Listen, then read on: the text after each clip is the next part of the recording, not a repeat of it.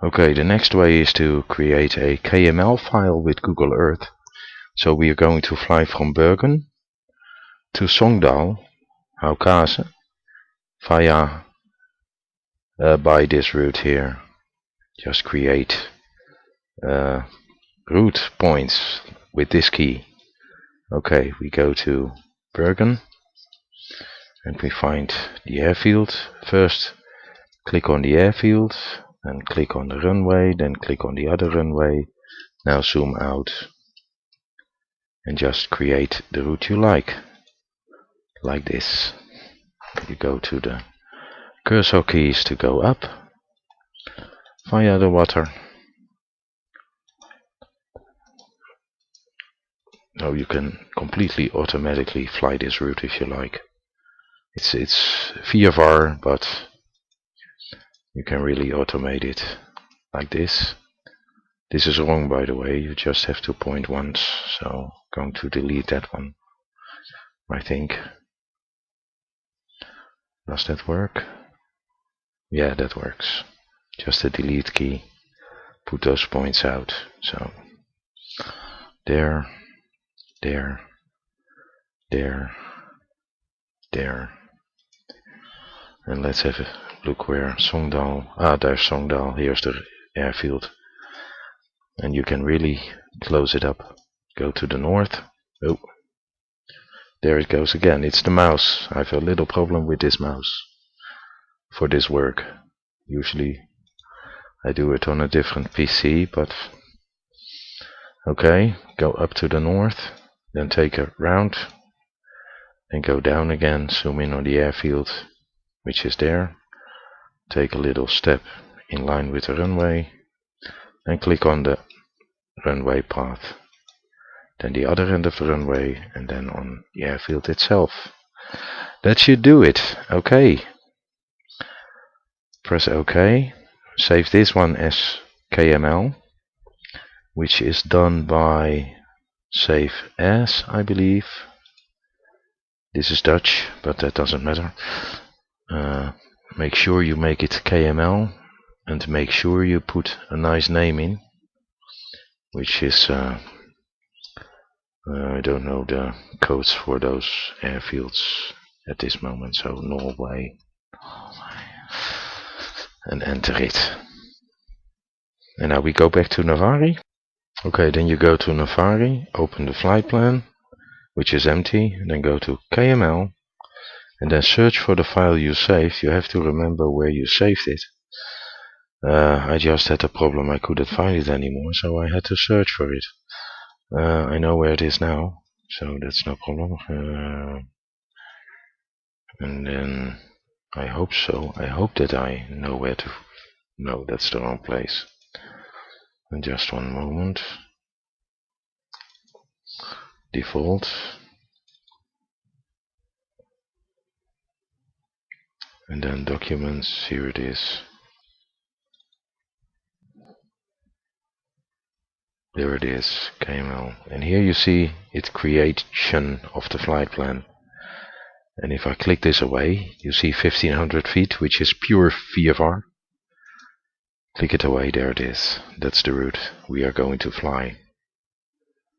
And because the scenery in Flight Sim or X-Plane are so close to the real world, you can really fly in the base between the mountains and all. And you also can see here that it automatically searched for the right airfield names, which is ANBR, and the other one should be ENSO, ENSG, yeah, Songdal, this is correct. So you see the route, and also this is quite easy to do. Just enter the route in Google Earth, export it as KML, import it in the Navari flight plan, and it should create something like this. Okay. Hello again, this is the second video about Navari, and we'll handle the autopilot mode.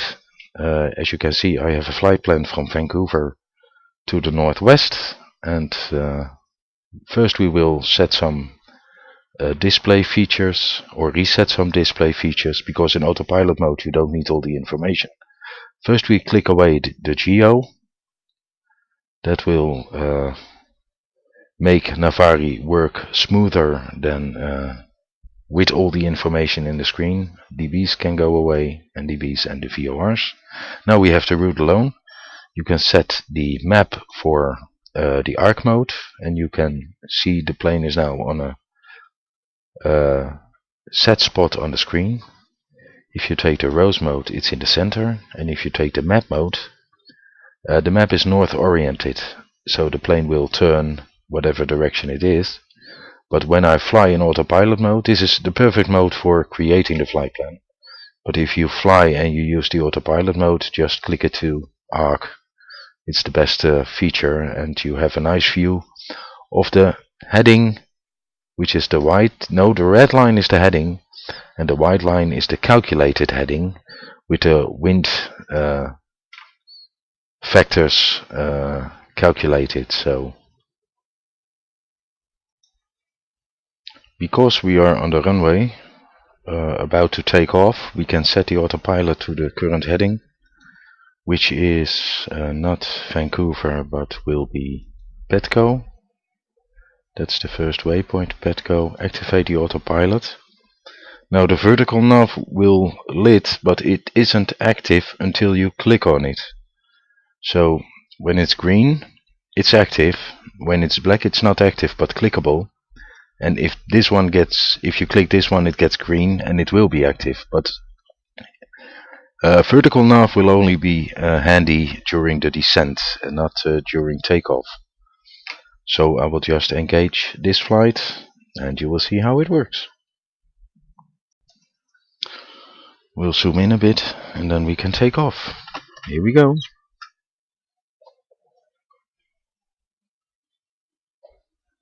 Oh, keep it on the runway.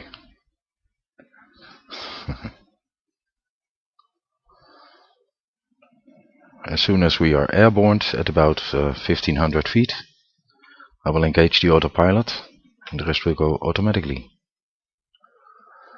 Speed is 120, and we will airborne in a moment. There we are, airborne. Climb a bit. I can engage now. Yeah, engaging autopilot. And there we go. Flaps back. Yep. Speed 220.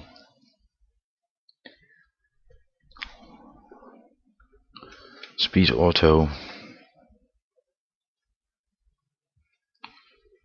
to 250.